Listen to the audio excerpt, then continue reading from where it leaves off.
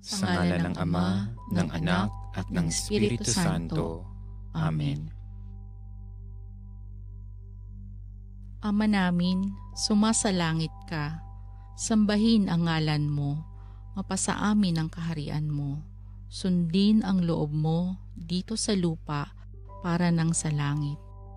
Bigyan mo kami ngayon ng aming kakanin sa araw-araw at patawarin mo kami sa aming mga sala para ng pagpapatawad namin sa mga nagkakasala sa amin. At huwag mo kaming ipahintulot sa tukso at iadya mo kami sa lahat ng masama. Amen.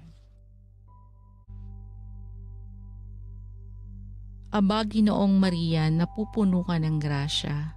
Ang Panginoong Diyos ay sumasayo. Bukod kang pinagpala sa babaing lahat, at pinagpala naman ang iyong anak na si Jesus. Santa Maria, Ina ng Diyos, ipanalangin mo kaming makasalanan, ngayon at kung kami mamamatay. Amen. Sumasampalataya ako sa Diyos Amang makapangyarihan sa lahat, na may gawa ng langit at lupa.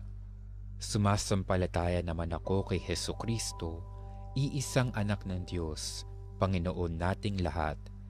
Nagkatawang tao siya lalang ng Espiritu Santo, ipinanganak ni Santa Mariang Birhen, pinagpakasakit ni Poncio Pilato, ipinako sa krus, namatay, inilibing, nanaog sa kinaroroonan ng mga yumao, nang may ikatlong araw, nabuhay na mag-uli.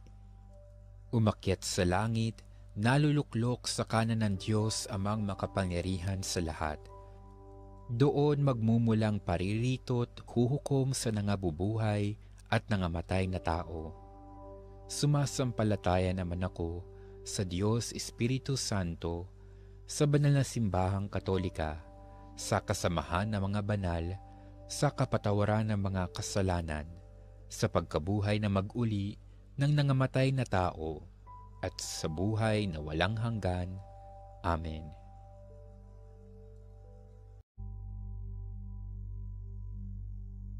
Luwalhati sa Ama, sa Anak, at sa Espiritu Santo, kapara noong unang-una, ngayon, magpasawalang hanggan. Amen. Sa ngalan ng Ama, ng Anak, at ng Espiritu Santo.